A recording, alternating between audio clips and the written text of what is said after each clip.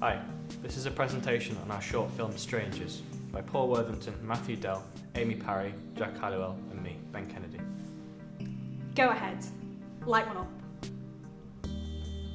When two addicts meet in a therapist waiting room, they strike an odd, addiction-filled conversation where one of them is in an attempt to calm one down who's addicted to coffee.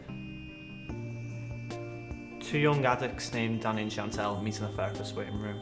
Chantel, a caffeine addict, is restless. Danny, on the other hand, is much opposite, and when he tries to light a cigarette, Chantel flicks it out of his hands and crumbles it on the table. Danny attempts to make conversation, which turns out to be a hard task due to Chantel's brash personality. In order to calm her down, he convinces Chantel to have a cigarette. When she eventually does, she chills out, and when her name is called, she leaves the building. A woman named Chantel is in a therapist's waiting room. She looks about 20 years old. She's psychotic and is holding a jar of coffee, rocking back and forth. A young man named Danny walks in and sits next to her. He has a cigarette in each ear and is about to light another, already in his mouth. She flicks the cigarette out of his mouth, picks it off the floor and crumbles it on the table. Danny calmly takes the cigarette from his ear and puts it in his mouth again. He asks her about the odd shoes she's wearing. Chantel is pretty much unable to make conversation as she's restless and moves seats frequently. Eventually Danny sits next to her and attempts to make her have a cigarette.